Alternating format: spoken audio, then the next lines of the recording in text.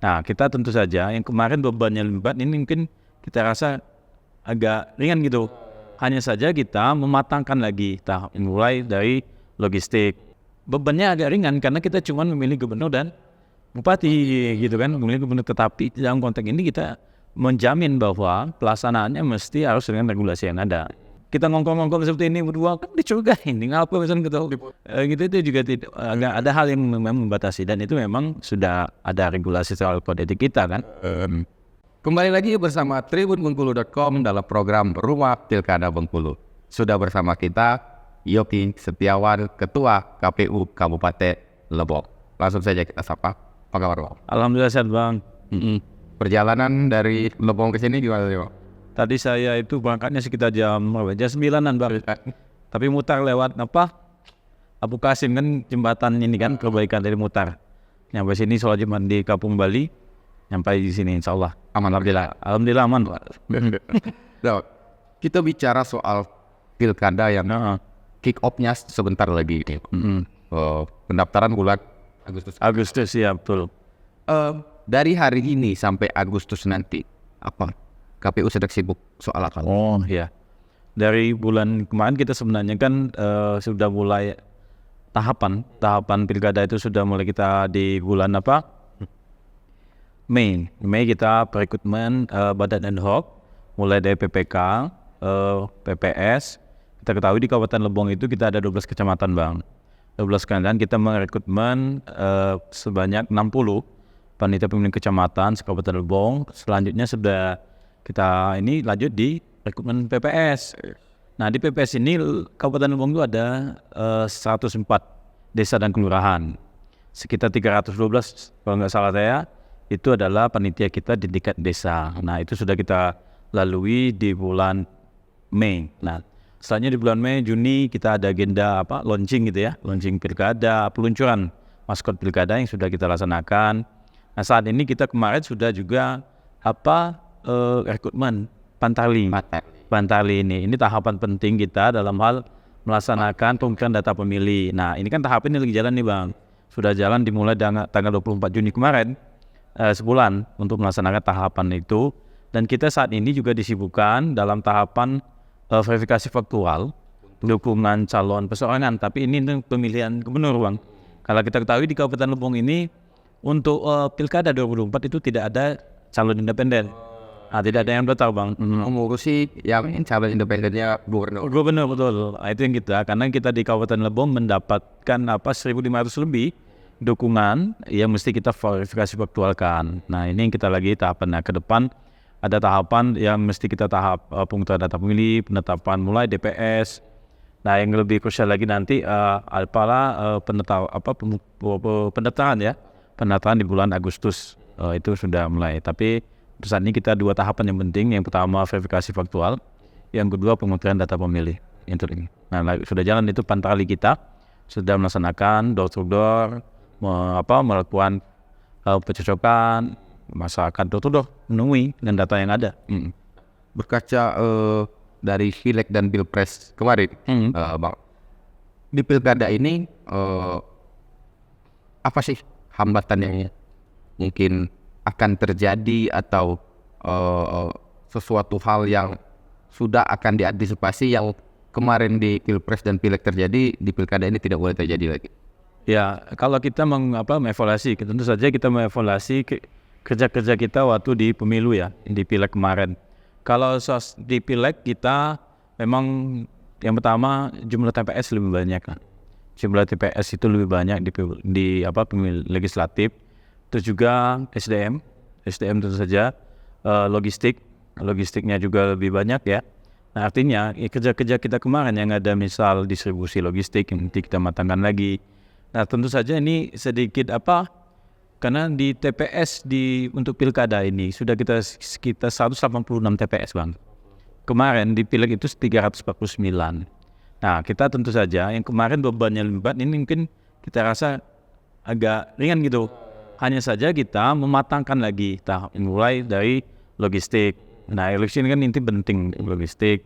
Nah, soal pencalonan. Nah, kita tahu kemarin kita ada banyak ya calon DPR. Nah, suasana pilkada tentu saja berbeda. Nah ini yang kita selalu berkomunikasi dengan stakeholder terkait, pertama bagaimana menjaga kondisivitas Lebong dalam menyikapi melaksanakan pilkada. Nah tentu saja kan pilkada ini lebih lokal gitu kan, suasana politiknya lebih lokal-lokalan, kita memilih pemimpin daerah. Nah pada prinsipnya kita dengan pengalaman yang ada mematangkan semua tahapan-tahapan itu berjalan dengan maksimal. Di Pileg dan Pilpres kemarin itu apa kendala yang paling terasa di KPU? Kalau kita itu kan dalam hal bimbingan teknis KPPS, KPPS karena waktu dan juga beban kerja ini kan berbeda bang, 5 kotak kan dengan 5 pemilihan, dan sejauh ini kan banyak hal yang terjadi. Kita ketahui selesai pemungutan dan perhitungan suara itu sampai subuh gitu kan, subuh paginya baru selesai. Baliknya kotak dari TPS ke PPS ini kan menjadi bebannya. Nah ini mesti kita mempersiapkan memang bagaimana nanti SDM terutama KPS kita yang terutama dia bekerjanya profesional, mengetahui regulasi yang ada, meskipun bebannya agak ringan karena kita cuma memilih gubernur dan bupati gitu kan, memilih gubernur, tetapi dalam konteks ini kita menjamin bahwa pelaksanaannya mesti harus dengan regulasi yang ada, minimalisir kesalahan gitu kan. Ada misalnya penulisan di C-planonya harus tepat gitu kan, jangan sampai salah, penggunaan aplikasi Sirekap. Nah ini kan yang mesti kita dalami lagi bang. Nah kalau untuk ini kan tadi saya tertarik dengan kalau di Pileg dan Pilpres itu kontestannya banyak, artinya kan kotak suara banyak, betul, logistik banyak. Nah di Pilkada ini kontestannya sedikit, tetapi masanya banyak.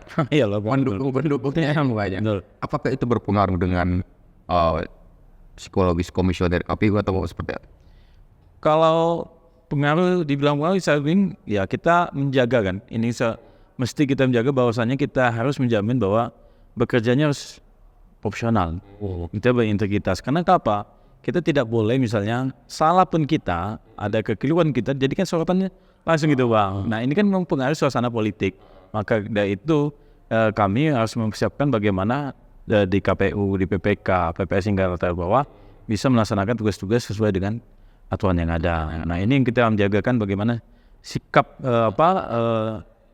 independensi, netralitas penyiaran kita yang mesti terjaga dengan baik. Nah soal pilihan itu soal masyarakat yang nilai kan. Tapi kami selaku penyelenggara bertanggung jawab bagaimana pelaksanaan ini sebaik-baik mungkin, tidak ada yang tercederai. Karena kita meyakini bahwa mesti melaksanakan semua tahapan ini ya semaksimal bang. Itu kuncinya, semaksimal apa yang menjadi fungsi itu yang kita laksanakan. Tertarik dengan independensi tadi.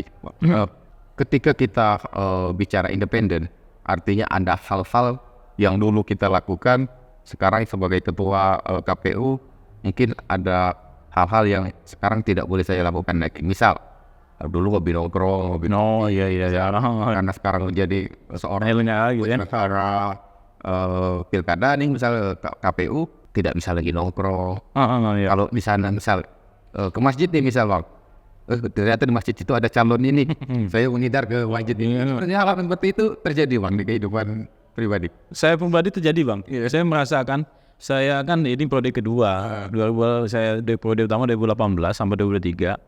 Pertama saya jadi komisioner itu agak kaget juga bang, karena kita ini basicnya organisasi kan, organisasi itu harus kan, aktivis kita kan biasa berhubungan dengan banyak, apalagi saya ini kan latar belakang jurnalis bang, kita buka jaringan, kita komunikasi dengan bebas siapapun, kita harus menjadi silaturahmi.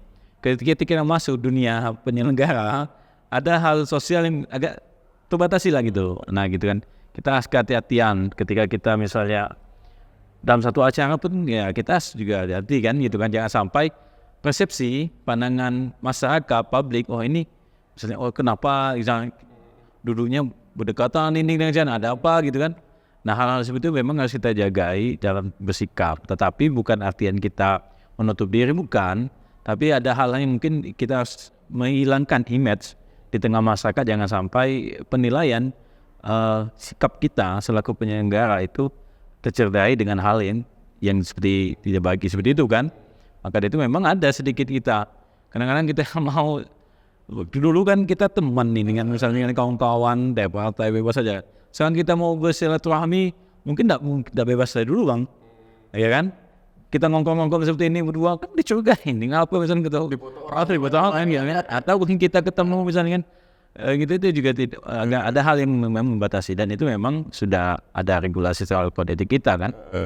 Sejauh ini misal keluarga sampai ada yang mungkin diteror gitu Bang, atau sampai akhirnya mau kondangan pun pilih-pilih tempat, itu sampai terjadi seperti itu. Kalau di teror saya alhamdulillah enggak pernah bang. Ya kalaupun di komunikasi hanya sebatas komunikasi kan, komunikasi hal biasa, tapi teror enggak ada bang.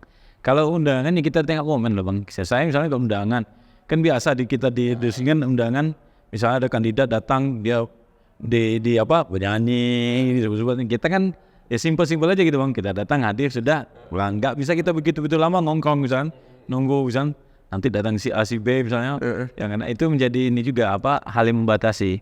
Dari sekian banyak tahapan ini, yang paling menguras energi itu bagian mana Pak? Ya. Satu pencalonan, yang kedua logistik, yang ketiga yang terakhir itu bang, pemungutan perhitungan suara. Walaupun pemungutan perhitungan suara itu di hari H, ini yang menentukan. Jadi kerja-kerja kita selama ini, tahapan-tahapan kita yang lakukan, itu kan dilihat di hari H. Hari H di tanggal 27 November itu nanti bagaimana pelaksanaan pemungutan perhitungan suara itu terjadi. Nah, kalau kita di logistik tentu saja kita menyiapkan. Kalau logistiknya tidak tepat jumlah, jenisnya tidak tepat, bagaimana masyarakat pemilih menggunakan hak pilihnya. Suara sejumlah, kotak harus tersedia, peralatan perlengkapan di TPS harus tersedia. Ini kan butuh energi juga, waktu yang panjang spek kita untuk menyiapkan itu. Ini yang panjang. Kalau pencalonan ini kan suasananya aja bang, siapa aja yang ya kita terima, asal dia memenuhi syarat. Kita verifikasi hal-hal yang menjadi syarat calon, kita diverifikasi, jangan sampai ada yang salah atau yang keliru gitu kan. Ini juga butuh konsentrasi kita juga. Contoh aja ijazahnya harus kita verifikasi gitu kan. Persyaratan calonnya apa sih, ini butuh gak kita klarifikasi ke pihak lembaga lain yang eksternal yang mengeluarkan, itu yang butuh juga. Nah, dan terakhir adalah bagaimana kita rekap. Nah, tapi dari belakang tadi itu saya lebih logistik dengan hari pemungutan perhitungan suara, rekap. Nah, kalau rekapitulasi itu kan berjenjang. Pleno rekap di tingkat PPK, di KPU maupun di KPU provinsi. Berjenjang seperti itu. Kalau rekap sih suasana bang. Ya biasa, kemarin kita di Pileg ada juga suasana di beberapa 12 kecamatan itu. Ada satu kecamatan jadi agak butuh waktu lama gitu kan. Nah, ini kan hal biasa kan, ada saksinya, itu hal yang lumrah lah ketika memang ada yang menjadi perlu ditanyakan, ada proses-proses yang mesti dilalui. Itu bang. Kalau untuk secara kontur geografi, kan Lebong kan sudah beberapa bulan lalu selalu pemberitaannya adalah longsor. Iya betul. Longsor ya. Nah, hal-hal yang sifatnya bencana seperti ini kan ini akan berpengaruh saat penyaluran logistik. Hal-hal seperti ini bagaimana KPU mengantisipasi? Iya. Pengalaman waktu kita mempersiapkan distribusi logistik di Pileg, kita bersama-sama dengan stakeholder, kita bersama-sama dengan kawan-kawan TNI, kawan-kawan Kodim ya, kawan-kawan Polres Lebong, termasuk dari Pemda, kita menjalin koordinasi saat itu. Kita menjalin koordinasi, kita nyampaikan pemetaan kita, yang mana distribusi sulit gitu bang. TPS sulit di mana distribusi logistiknya seperti apa. Contoh kita di Lebong itu ada di Sungai Lisai, yang salah satu desa di Kecamatan Tiamblasis yang letaknya di tengah TNKS gitu kan. Nah itu kan kita butuh waktu berjalan kaki distribusi. Nah kita mitigasikan ketika memang waktu itu kita mencoba mitigasikan ada pembilan cuaca hujan. Nah kita distribusi memang betul menjaga bagaimana terjamin aman gitu. Nah kalau kita bicara Lebong misalnya kan ada sering terjadi longsor nih kan, jalur Kecamatan Lebong Selatan Lebong Mengadar. Nah ini kan menjadi juga kita berharap ini kan tidak mengganggu pendistribusian, tetapi kita tentu saja ke depan dalam waktu dekat, waktu kita melaksanakan distribusi, kita akan berkoordinasi dengan pihak-pihak terkait. Dan alhamdulillah jalinan koordinasi itu berjalan dengan baik bang. Dan kami berterima kasih betul dengan jajaran Polres Lebong, Kodim, itu membantu membantu kita dalam hal distribusi logistik itu bang. Lagi kan di bulan-bulan saat pemilihan itu kabarnya masih ada potensi La Nina, badai La Nina Oh itu ya. yang pengaruhnya akan memperbesar curah hujan. Sementara Lebong adalah daerah yang Ya. rawan dengan Longsor. gitu. Kalau boleh tahu mata pilih di Kabupaten Lebong sendiri berapa? Kalau kemarin 81.682, 81 sekian ibu ya, 81.682. Yang DPT pemilu, pemisahan itu 81 sekian pak. Saya masih lupa 81.682 ya. Nah itu. Nah saat ini kan kita masih proses ini. Apakah potensi ada kenaikan? Karena kita ketahui banyak juga pemilih pemula yang sudah memenuhi syarat. Nah juga kan biasanya bergerak bang. Ada yang tidak memenuhi syarat, mungkin meninggal dunia, tidak domisili. Nah proses ini kita menunggu di nanti penetapan DPT. Di Pileg dan Pilpres kemarin tingkat partisipasinya berapa bang? Alhamdulillah kita di Kabupaten Lebong itu 89% bang. 89. 89, sekian persen. Nah ini kan suatu kebanggaan juga partisipasi masyarakat, artinya apa? Tingkat kepedulian, kesadaran politik masyarakat Kabupaten Lebong itu cukup tinggi. Bagaimana mereka bisa menggunakan hak pilih, dan hak pilih itu kan namanya hak bang. Hak yang dia memilih hak untuk bisa datang ke TPS. Nah, kalaupun kita bercermin di Pileg kemarin itu cukup tinggi lah. Bagi kami itu beban bagaimana bisa mempertahankan minimal, mempertahankan angka 89 sekian persen. Nah pengalaman di Pilkada 2020 kemarin itu di 83%. Iya Pilkada Kiana. Kita berharap di Pilkada 2024 ini ya minimal di ring angka 83 sampai 89 itu di situ bang. Kalau dia turun 83 berarti dia turun nggak? Kalau 89 memang itu angka kemarin pas kan, artinya kita di angka 83 sekian lebih. Bagaimana partisipasi masyarakat? Kita mengajak, ya gini kan memilih pemimpin daerah gitu. Ya yang menentukan pemilihan daerah ya masyarakat. Siapa yang menentukan si A si B ya masyarakat. Nah caranya bagaimana? Ya sudah memilih hak pilih, ya silakan gunakan gitu kan. Datang ke TPS, gunakan hak pilihnya. Nah partisipasi ini menjadi menjadi tolak ukur, salah satu tolak ukur juga bang. Bagaimana suksesnya kita, bagaimana selesai melaksanakan memberitahukan kesadaran politik masyarakat untuk bisa mudah hak pilihnya. Ada trik atau strategi atau cara khusus KPU Kabupaten Lebong untuk sosialisasi pilkada ini bang, agar minimal di atas 83%. Nah terkait dengan strategi sebenarnya bang, ini kan tanggung jawab memang kita selaku teknis, selaku penyelenggara memiliki tanggung jawab bagaimana melaksanakan tahap sosialisasi. Tetapi juga ini juga ada, kalau saya bilang ada juga kewajiban konstituen ya, peserta pilkada, bagaimana dia mengajak pendukungnya juga bersama-sama. Ayo datang ke TPS. Artinya beban ini bukan hanya kita penyelenggara, saya bersama semua kalangan juga. Ayo kita mensukseskan pilkada ini bersama-sama. Nah kalau kita terkait ini kita sudah menyiapkan kegiatan-kegiatan sosialisasi yang akan kita beberapa segmen. Kita banyak segmennya, mungkin kita pemilih pemula, muda, kalangan perempuan, komunitas yang mesti kita garap untuk bisa kita menyampaikan informasi-informasi penting khususnya terkait dengan hari pemilihan, dia datang ke pencoblosan, tata cara gunakan hak pilihnya, gitu kan, itu mesti kita sampaikan, jangan sampai itu tidak diketahui. Nah, apa kegiatan-kegiatannya? Kita ada bersifat dalam ruangan bang, itu biasa itu kan. Nah, mengumpuli komunitas, misalnya kita kasihkan bahan sosialisasi. Ada juga kita di luar outdoor gitu. Ya outdoor ini kita bisa bersentuhan langsung dengan masyarakat.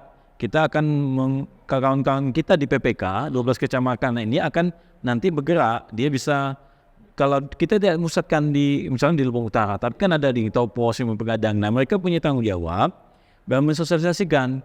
Misalnya melalui bahan sosialisasi yang kita akan sebarkan. Satu ada effort juga kita mencoba melakukan event-event. Event ini yang tentu saja bisa menyedot publik. Menyedot publik misalnya pentas seni gitu kan bang. Jadi kita kemarin dalam peluncuran itu salah satu bentuk sosialisasi juga maskot. Karena kita ketahui masyarakat sudah mulai ini. Pilkada sudah ini ya, sudah ada gebrakan awal gitu kan, bagaimana masyarakat tenang di masyarakat bahwa kita di 2024 ini ada pilkada di tanggal 27 November mendatang. Nah ini kita sudah mensosialisasikan. Sebenarnya peran ini juga di peran media, nah gitu kan, media-media kita juga ini di peran media nih. Media ini kan partner, bagaimana bisa ya semua jaringan media kan banyak, media cetak, elektronik maupun apa ya jaringan ya online gitu ya, digital ini kan peran mana? Partner media ini juga bagi kami itu sangat penting, strategis bagaimana peran ini bisa menyampaikan informasi ini. Karena kalau kita saja yang bersifat kita kumpulnya kan di sini aja. Tapi kan dengan kekuatan kawan media ini kan saya rasa cukup membantu penyelenggara baik itu tingkat nasional, provinsi maupun di kabupaten gitu. Tapi kalau boleh tahu, Pak, dari 89% dari 89% partisipasi di pileg dan pemilu kemarin, itu persentase terbesarnya kategorinya apa sih?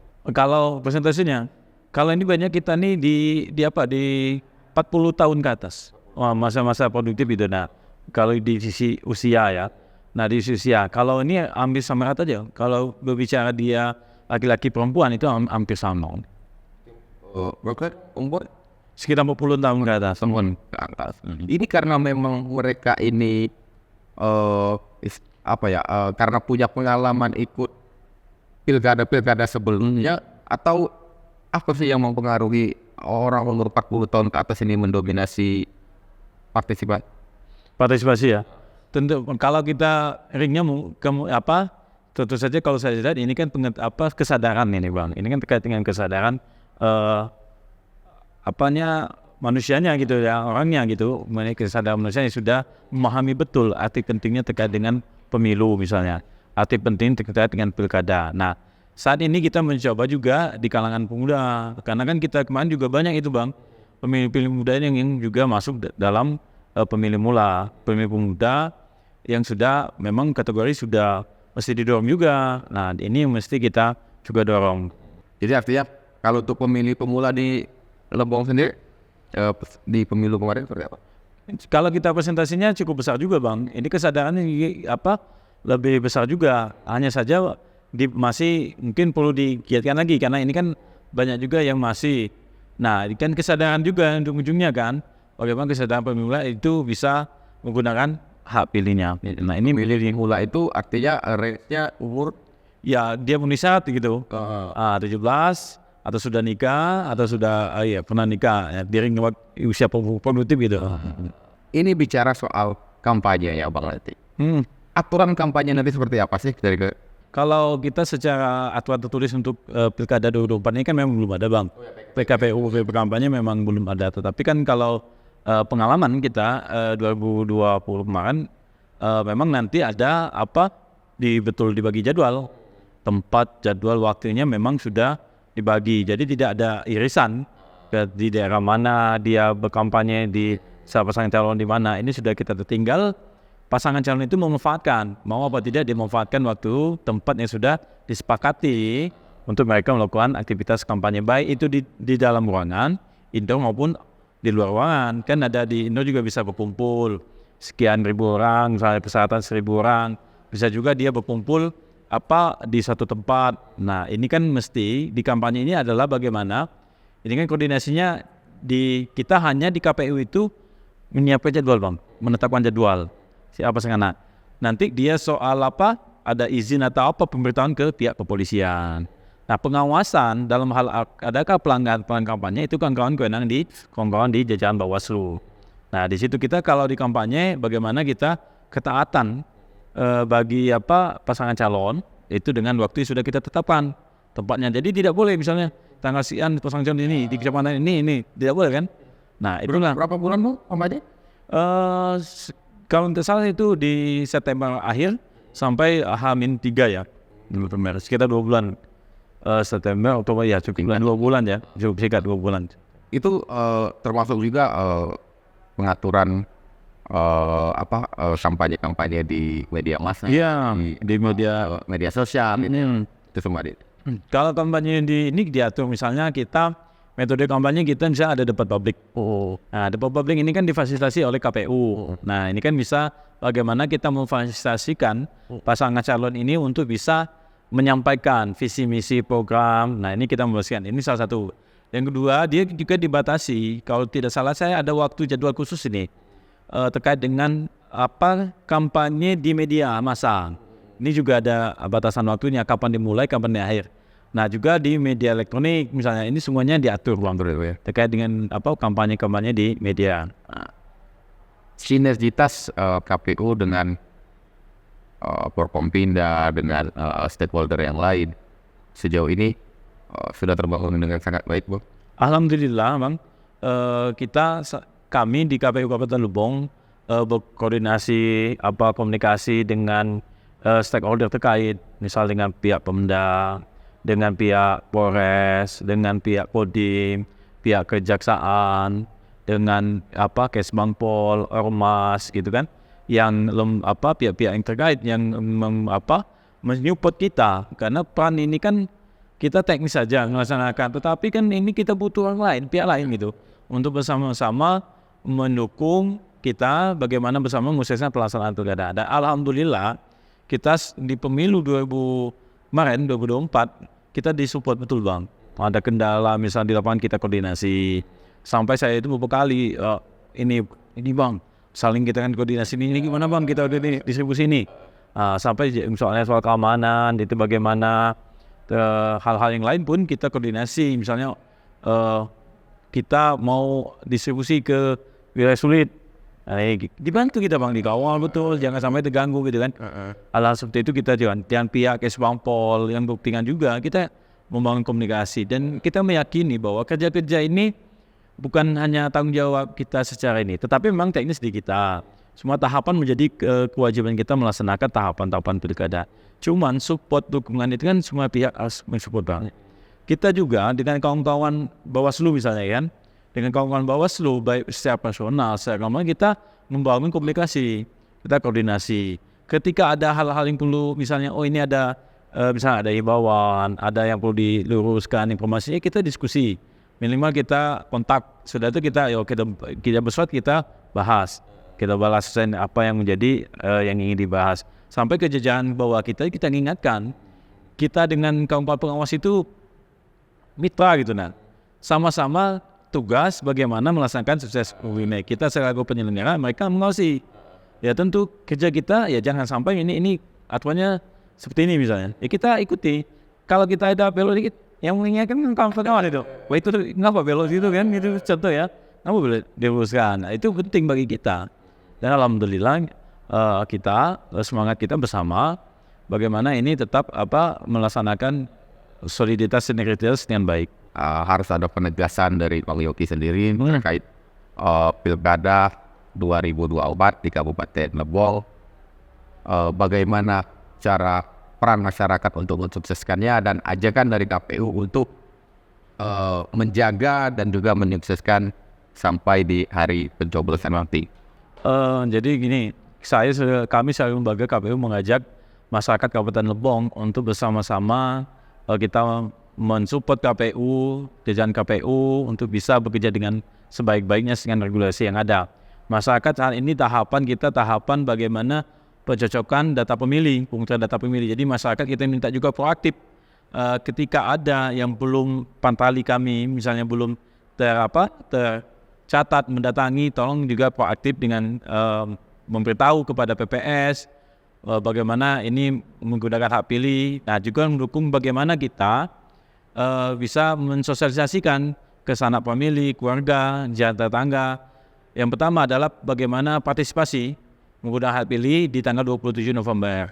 Nah dan juga kita berharap menjaga kondisivitas pelaksanaan pilkada, baik itu partai politik, ya tokoh-tokoh politik, stakeholder terkait, untuk bersama-sama kondisivitas terjalan dengan baik. Ketika dalam hal ada apa yang perlu ditanyakan misalnya kan, yang perlu didiskusikan, yang perlu ditanyakan kami selaku penyelenggara, kami siap melayani dengan sebaik-baiknya. Dan juga kita bersama-sama kami berharap mohon dukungan stakeholder terkait untuk bagaimana kita ke depan sampai hari H dan pasca hari H itu bisa mensukseskan, membantu KPU menjalankan tugas-tugasnya Bang, menjalankan tahapan-tahapan sampai selesai. Mungkin itu harapan kami Bang. Oke, pemirsa trilbogulu.com, masih banyak pertanyaan sebenarnya yang ingin ditanyakan, tapi waktu juga yang akhirnya memisahkan kita. Kita akan bertemu lagi di bintang tamu berikutnya, tetap di program Rumah Pilkada Bengkulu. Wassalamualaikum warahmatullahi wabarakatuh.